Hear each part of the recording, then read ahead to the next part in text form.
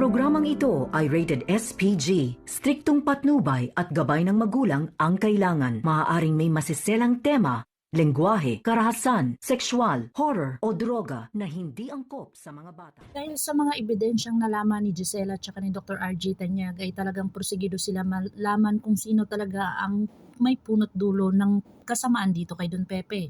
Dito na nga pumunta sila sa hotel ni Moira at wala silang nakita dahil sa talagang wala dito kay Moira. Kung hindi si Moira ay sinabi ni Giselle na nasa kay Zoe.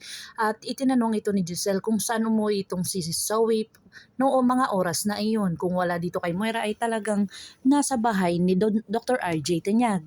Agad naman silang pumunta doon at talagang hinanap nila. Pero nga itong si Dr. RJ ay parang negatibo nga dahil ayaw niyang pagmintangan ang kanyang sariling anak na si Zoe.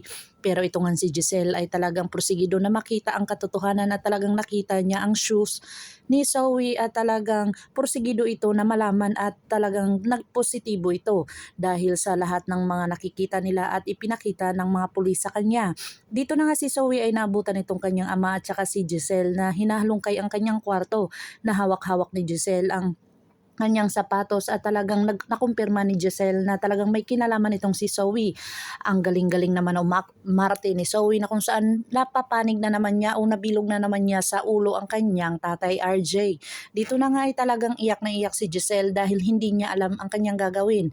Maniniwala ba siya kay Zoe na sa kanyang pamangkin o talagang ang katarungan ay gusto niyang malaman. Dito na nga ay si Lynette ay parang balisa at talagang hindi alam ang gagawin dahil bumabalik sa kanya ang mga nangyari nung araw na pinanlooban sila. Lalong-lalo na may nararanasan itong hindi maganda dito kay Dr. Carlos Benitez na kung saan hinawakan at talagang nagkaroon ito ng pasa.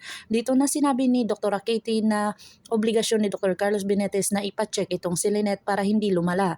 Dito na nga ay hindi niya napapayag itong si Lynette at talagang naobserba ng mga kanyang kasamahan dito sa Estridge Medical Center na talagang nababaliw na si Lynette kung ito ay may nakikitang lalaki. Dito na nga ay talagang porsigido ito na ipakausap kay Doktora Evangelista para ito ay malaman kung ano talaga ang sanhi ng kanyang pagkabaliw. Dito na nga ay nalaman nila na talagang na-trauma itong si Lynette, hindi lang sa nanloob sa kanila pero may nakaraang trauma pa ito. Dito na kaya magagalit si Annalyn dahil sa mga kapababayaan ni Dr. Carlos Benitez dito sa kanyang ina. Pakakabangan natin ang mga susunod pa na episode na ito. Ang abot kamay na pangarap. If you like my story, please like, share, and subscribe para ma-update po kayo sa mga susunod pa. Yun lamang po at maraming salamat.